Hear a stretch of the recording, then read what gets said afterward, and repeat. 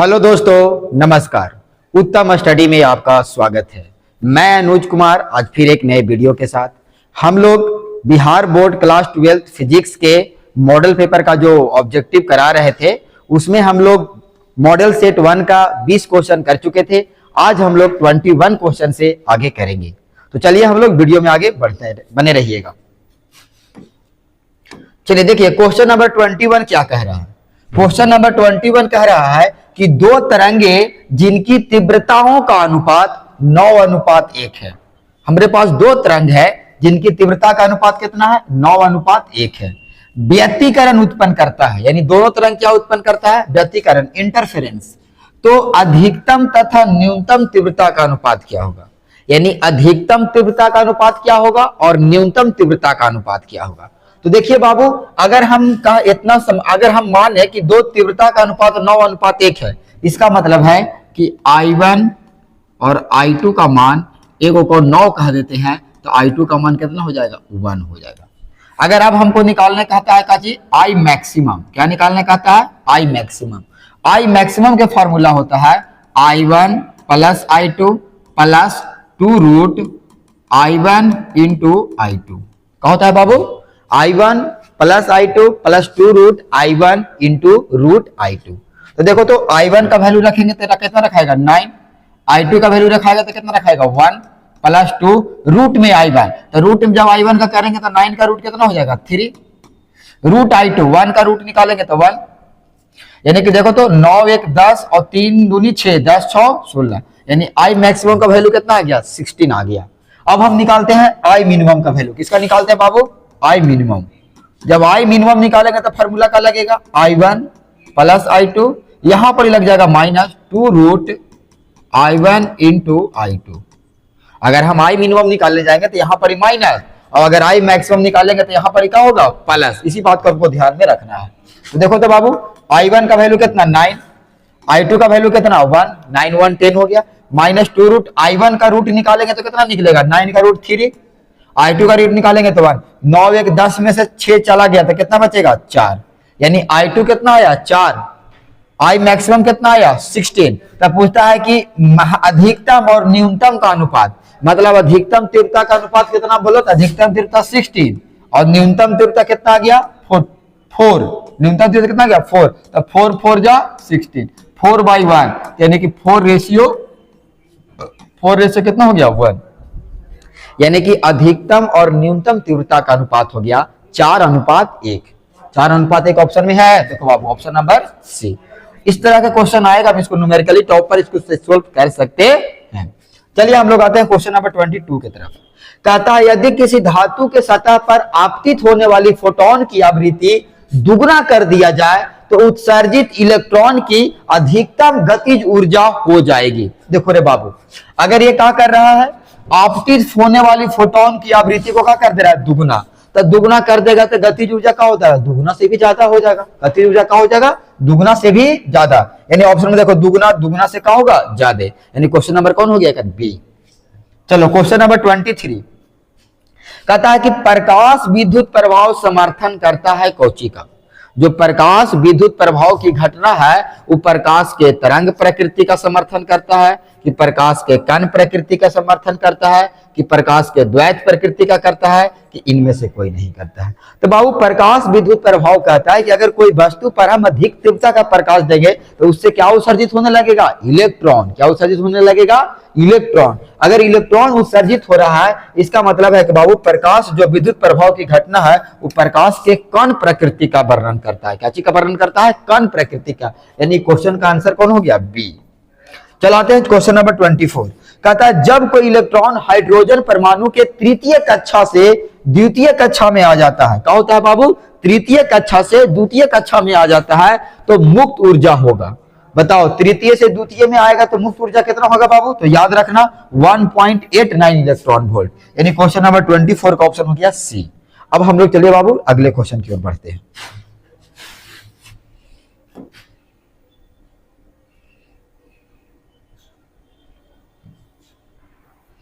चलो देखिए question number 25। देखो तो बाबू 25 का कहता है, हाइड्रोजन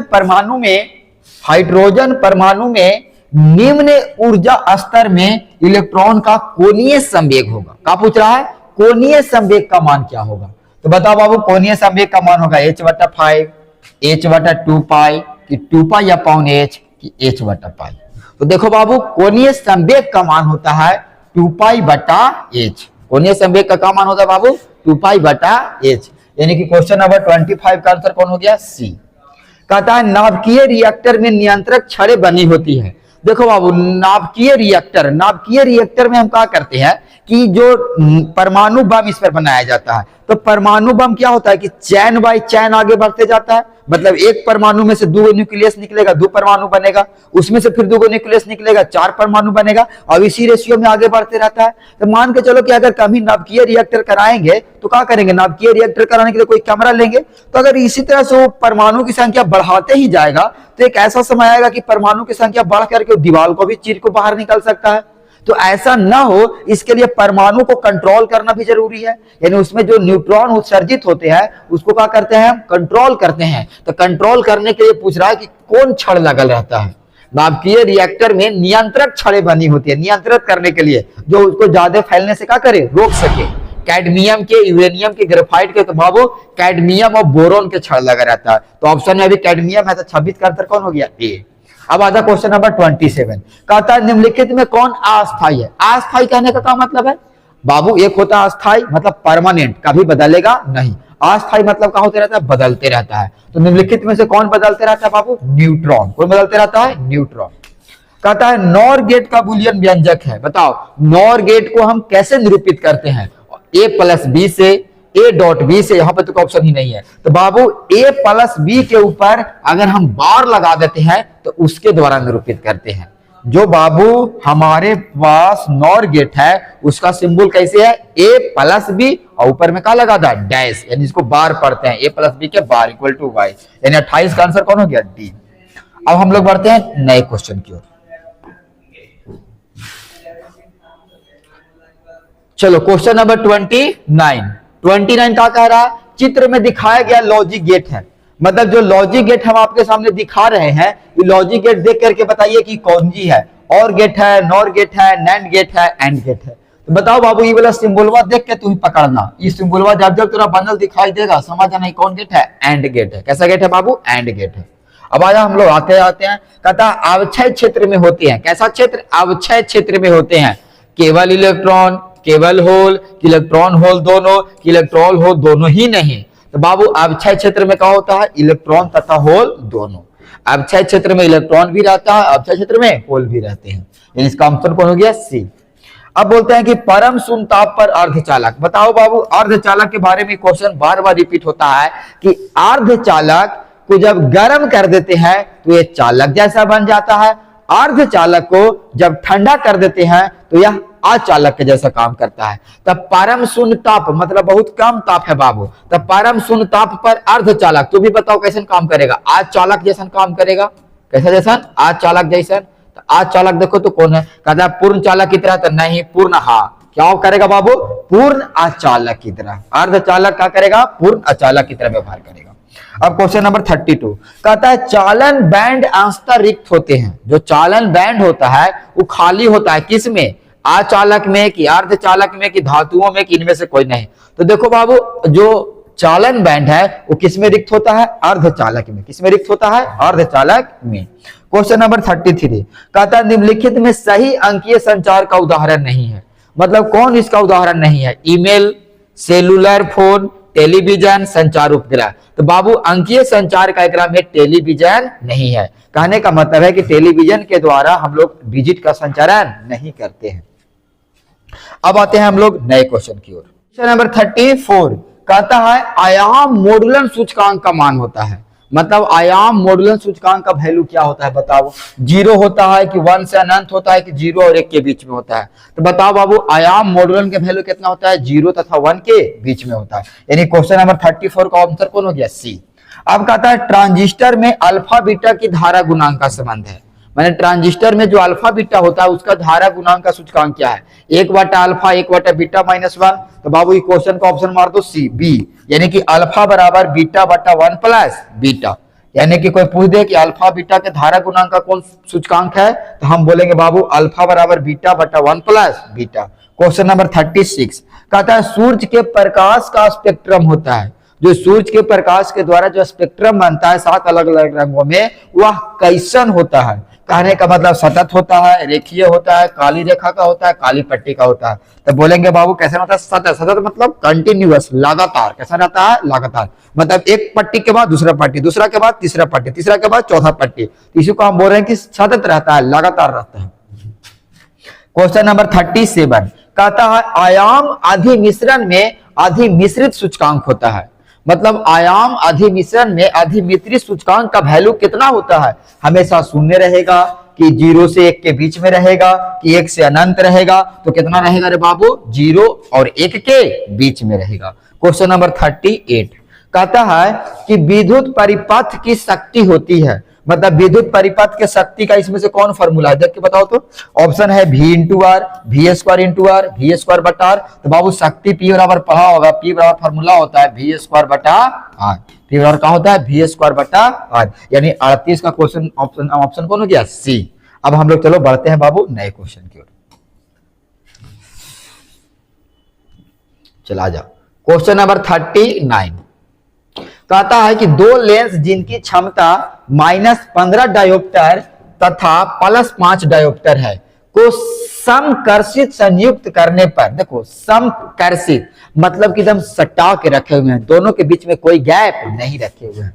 यानी कि इस तरह से कहना चाह रहा है बाबू कि 2 गो लेंस है, देखो इस तरह से 2 गो लेंस है और दोनों को कैसे रखे हैं, सटा के इस तरह से रखे हैं। एगो का क्षमता है -15 डायोप्टर और एगो की क्षमता है 5 डायोप्टर। दोनों को समायोजित करते हैं तब फोकस दूरी होगी। तो देखो बाबू समायोजित करने के बाद हम फॉर्मूला जानते हैं कि P बराबर होता है P1 प्लस P2। तब P1 का वैल्यू कितना रहेगा, -15 तो -15। P2 का वैल्यू कितना रहेगा बाबू, +5 तो +5। तो -15 में से जाएगा +5 तो कितना बचेगा, माइनस में 10 डायोप्टर। तो ये तो P निकल गया। अब जानते हैं कि P बराबर होता है कितना, 1/f।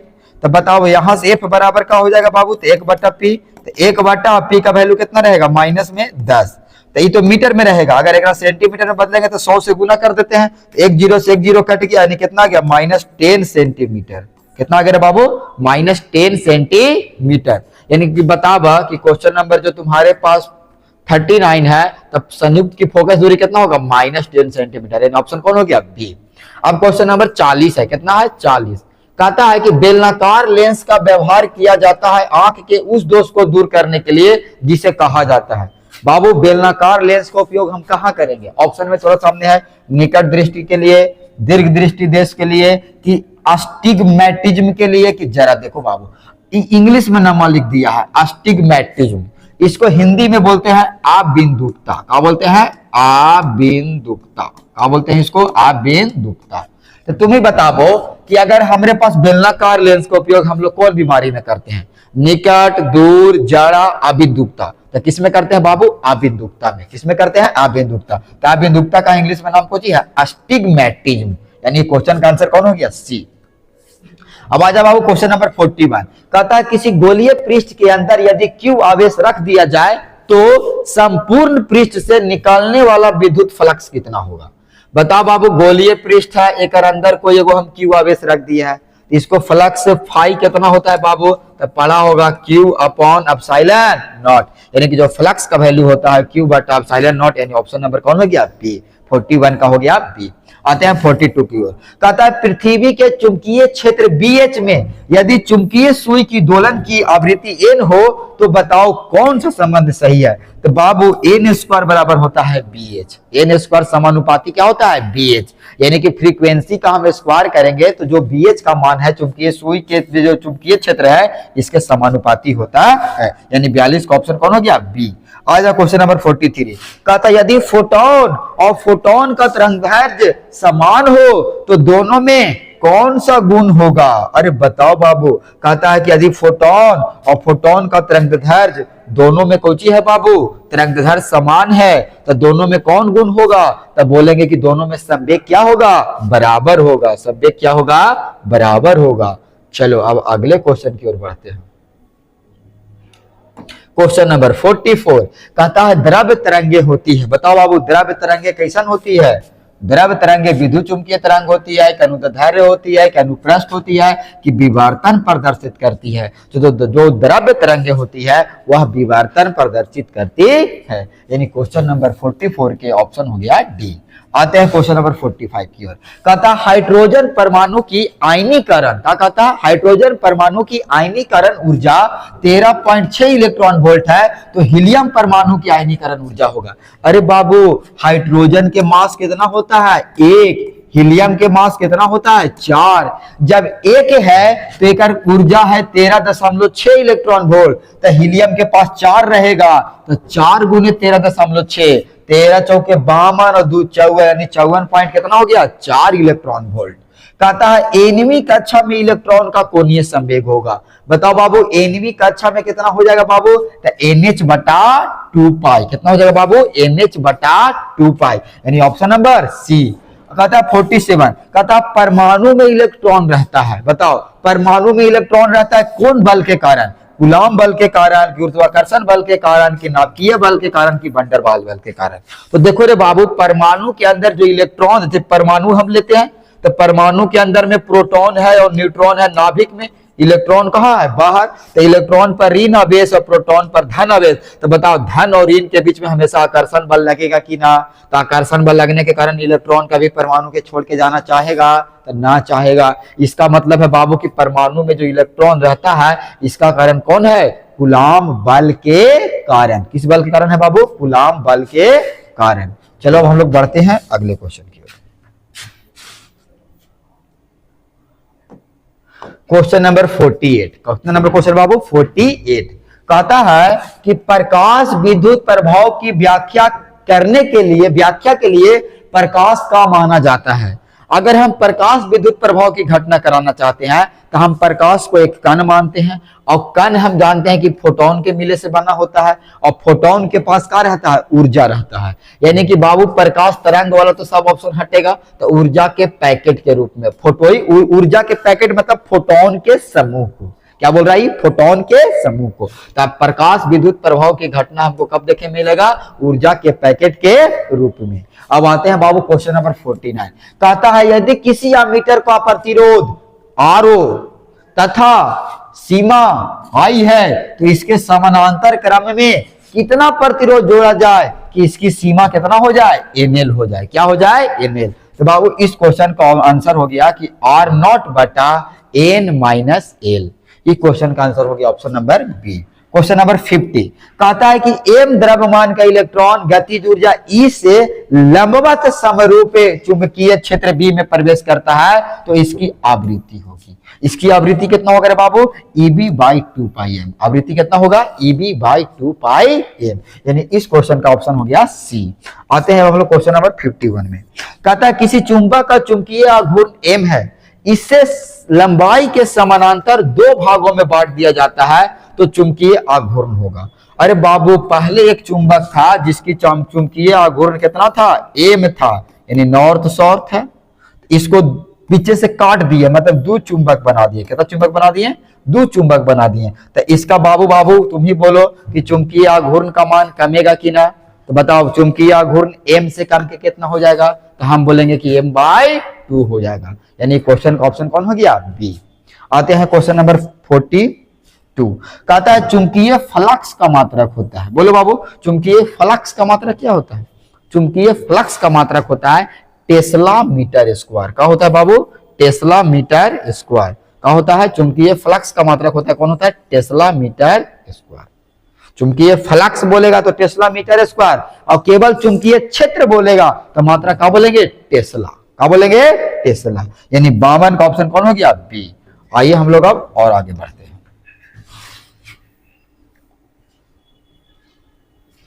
चलिए क्वेश्चन नंबर 53 कहता है LCR परिपथ में, कैसा परिपथ है रे बाबू? LCR परिपथ। LCR परिपथ में प्रत्यावर्ती धारा का मान अधिकतम होता है।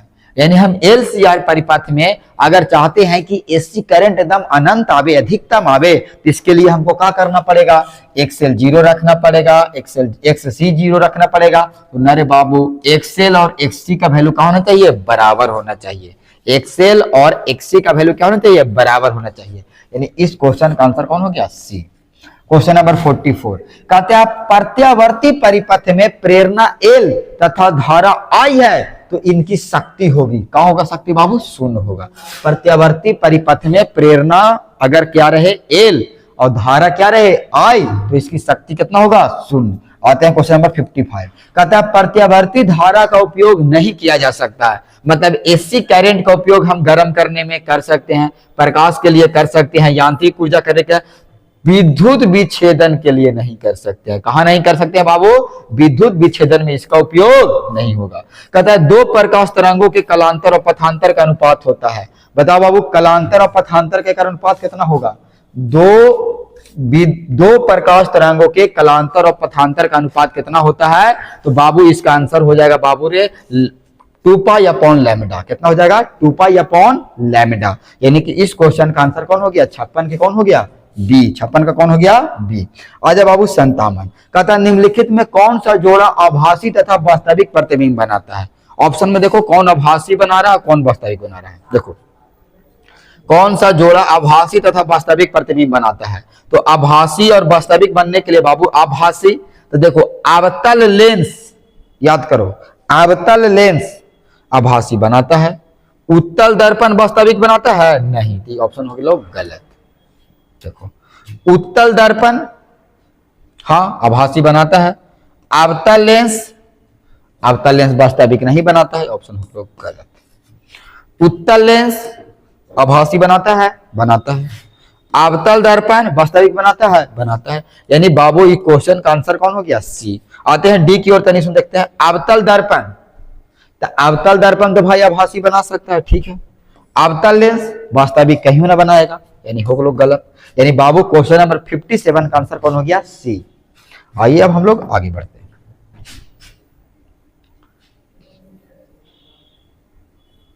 चलिए क्वेश्चन नंबर 59 क्या कहता है, निम्नलिखित में से किस राशि का मात्रक, निम्नलिखित में से किसका मात्रक बाबू वोल्ट बटा मीटर है। क्या बोलता है, वोल्ट बटा मीटर है। तो फार्मूला तो हम पढ़ के किया बाबू कि E बराबर होता है V बटा R। तब V मतलब वोल्ट और R मतलब दूरी मतलब मीटर, यानी वोल्ट पर मीटर किसका मात्रक होगा, तो E मतलब चुंबकीय क्षेत्र का, यानी इसका आंसर कौन हो गया, डी। अब हम लोग क्वेश्चन नंबर 60 कहता है लॉरेंज बल के लिए कौन सा व्यंजक सही है। लॉरेंज बल के लिए कौन सा व्यंजक सही है, तो लॉरेंज बल के लिए बराबर होता है F बराबर Q into E plus V cross B। निकाली क्या बाबू, V क्रॉस B, याद रहे यहां पर क्वेश्चन V डॉट बनाएगा और कई बार V क्रॉस B बनाएगा, यानी 60 का ऑप्शन कौन हो गया, ए। अब कहता है 61 कहता है कैथोड किरण होता है। देखो बाबू एगो होता है एनोड किरण और एगो होता है कैथोड किरण। तो एनोड किरण होता है पॉजिटिव और कैथोड किरण होता है निगेटिव। याद रखे के तरीका कि ए से ऐड, तो ऐड मतलब पॉजिटिव, एनोड क्या होगा पॉजिटिव और कैथोड क्या होगा निगेटिव। तो कहता है कि कैथोड किरणें है, तो कैथोड कैसा है, निगेटिव, मतलब इलेक्ट्रॉन के जैसा रहेगा। कैसा रहेगा बाबू, इलेक्ट्रॉन के जैसा रहेगा। किसी चुंबक की ज्यामितीय लंबाई Lg तथा चुंबकीय लंबाई Lm के बीच संबंध होता है। देखो रे बाबू अगर कोई चुंबक लेते हैं हम ऐसे, देखो ये हम का लिए चुंबक, तो जब चुंबक लेंगे बाबू तो जो चुंबक का एक्चुअल लंबाई रहेगा इसको हम बोलते हैं जियोमेट्रिकल लेंथ। क्या बोलते हैं, जियोमेट्रिकल लेंथ। जो एक्चुअल लेंथ हम जो स्केल के द्वारा नापेंगे इसको क्या बोलेंगे, ज्योमेट्रिकल लेंथ। लेकिन बताओ इसका जो उत्तरी ध्रुव और दक्षिणी ध्रुव रहेगा वो किनारा से थोड़ा सा अंदर रहेगा कि ना। इसका जो उत्तरी ध्रुव और दक्षिणी ध्रुव रहेगा वो इंड से थोड़ा सा अंदर रहेगा कि ना। तो जब इंड से थोड़ा सा अंदर रहेगा बाबू तो ई वाला लंबाई को बोलते हैं हम चुंबकीय लंबाई। हिया से हिया के जो लंबाई होगा इसको खाली क्या बोलेंगे, चुंबकीय लंबाई। इसको क्या बोलेंगे, चुंबकीय लंबाई। तो ई हो गया रे बाबू, यहां से चुंबकीय लंबाई थोड़ा सा कम और ज्योमेट्रिकल लंबाई तो थोड़ा सा ज्यादा होगा। तो ऑप्शन 6 के यही तरीका है कि देखो बाबू कि जो अगर हम रेशियो देखते हैं तो ज्योमेट्रिकल लंबाई मतलब Lg ज्यादा रहेगा और चुंबकीय मतलब एलएम, मैग्नेटिक लेंथ क्या रहेगा, कम रहेगा, तो रेशियो रहता है बाबू 6:5 का, दोनों का कितना का रेशियो रहता है, 6:5 के। यानी इसी को तुम सोल्व करेगा तो ऑप्शन कौन आएगा, एलएम बराबर आ जाएगा। अगर एलएम रखेंगे तो एलजी गुने 5/6, यानी कि ऑप्शन नंबर कौन हो गया, ए। 62 का कौन ऑप्शन हो गया बाबू, ए। देखो चुंबकीय लंबाई मतलब कि पोल से पोल के बीच की दूरी, और ज्योमेट्रिकल लंबाई मतलब पूरा चुंबक की लंबाई। चलो क्वेश्चन नंबर अब हम बढ़ते हैं बाबू 62 तो कर दिए, 63 की ओर आइए हम लोग आगे बढ़ते हैं।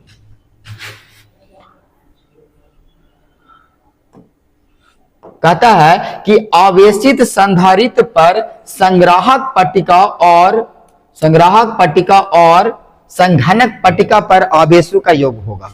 बताओ बाबू कि अगर हम कोई संधारित्र बनाए हैं, क्या बनाए हैं, संधारित्र बनाने के लिए हम क्या करते हैं, ऐसे दो को पहले छड़ देते हैं। अगर जैसे ही एगो पर ऐसे ऐसे पॉजिटिव रहेगा बाहर वाला पर, तो इसके अंदर वाला पर कौन सी होगा, निगेटिव होगा। क्या होगा, निगेटिव। जैसे ही एक पर निगेटिव होगा तो एक अंदर वाला पर क्या होगा, पॉजिटिव। अब इसके बाहर वाला पर क्या रहेगा, निगेटिव। अगर हम आर्थेट कर देंगे तो सारा आर्थेट वाला पृथ्वी में चला जाएगा कि ना, यानी ओवरऑल जो बचेगा बाबू, जो प्लस और माइनस मिलकर पूरा क्या हो जाएगा, कैंसिल आउट हो जाएगा, यानी कि कोनो आवेश नहीं बचेगा। यानी कि आवेश का मान क्या होने वाला है, शून्य होने वाला है।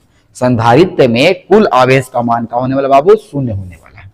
क्वेश्चन नंबर 64, प्रकाश का वेग अधिकतम होता है, निर्वात में होता है। प्रकाश का वेग अधिकतम कहाँ होता है, निर्वात में होता है। Option number D, kilowatt hour मात्रक है। बताओ किलोवाट आवर ऊर्जा का मात्रक है, किसका मात्रक है, किलोवाट आवर। इसी का देखो क्वेश्चन घुमा देता है। देखो किलोवाट आवर बोलेगा तो क्या बोलेगा, ऊर्जा का। खाली किलोवाट कहेगा तब शक्ति का मात्रक हो जाएगा। तो जब आवर तुमको लगल दिख जाएगा समझ आना ऊर्जा का मात्रक है। किसी स्थान पर नमन कोण डेल्टा हो तो tan डेल्टा का व्यंजक है बाबू वर्टिकल वटा हॉरिजेंटल। tan डेल्टा का फॉर्मूला क्या होता है, वर्टिकल वटा हॉरिजेंटल, यानी v से वर्टिकल और h से हॉरिजेंटल, मतलब कि bv बटा bh, यानी 66 का हो गया ऑप्शन नंबर ए। अब हम लोग और आगे बढ़ते हैं। 67 कहता है बाबू कि हीरा का अपवर्तनांक होता है। याद रखे पड़ेगा बाबू कि हीरा का अपवर्तनांक कितना होता है, 2.42। सबसे ज्यादा अपवर्तनांक हीरा का होता है और कितना होता है, 2.42। अगला है कि लोहा होता है। लोहा कैसा होता है बाबू, लौह चुंबकीय। कैसा होता है, लौह चुंबकीय, यानी कि लोहा चुंबक की ओर क्या करेगा, आकर्षित हो जाएगा। इसको हम बोलते हैं लौह चुंबकीय पदार्थ। कैसा पदार्थ बोलते हैं, लौह चुंबकीय पदार्थ। यानी कि 68 का ऑप्शन कौन हो गया, सी। आजा 69 कहता है आम मीटर का प्रतिरोध। देखो बाबू एक होता है आम मीटर, एक होता है वोल्ट मीटर। बहुत ही क्वेश्चन यहां से पूछता है कि आम मीटर का प्रतिरोध कम होना चाहिए, वोल्ट मीटर का प्रतिरोध अनंत होना चाहिए। आम मीटर धारा नापता है, वोल्ट मीटर वोल्टेज नापता है। आम मीटर श्रेणी क्रम में लगता है, वोल्ट मीटर समानांतर क्रम में लगता है। अगर आदर्श अमीटर है तो इसमें धारा होगा 0, आदर्श अमीटर है तो प्रतिरोध हो जाएगा 0, और अगर आदर्श वोल्ट मीटर है तो वोल्टेज क्या होना चाहिए, प्रतिरोध क्या होना चाहिए, अनंत। तो बाबू हमारा आम मीटर का प्रतिरोध होता है, तो आम मीटर है तो प्रतिरोध बहुत कम होना चाहिए। ऑप्शन नंबर हो गया सी। कहता है कि यह चित्र, देखो चित्र पहले किए थे थोड़ा देर पहले, यह चित्र देख के बताओ किसका डायग्राम है। तो बाबू की कौन गेट का है, एंड गेट का है। कैसा गेट का है बाबू, एंड गेट का। अब यहां तक आपका होता है 70 क्वेश्चन समाप्त, यानी हम लोग मॉडल सेट पेपर 1 कर लिए हैं। आज मतलब हम लोग एक सेट कंप्लीट किए हैं। इसी तरह आप हम लोग के साथ जुड़े रहें, हम लोग आगे भी मॉडल सेट 2 जल्द ही लेकर आएंगे। चलिए धन्यवाद।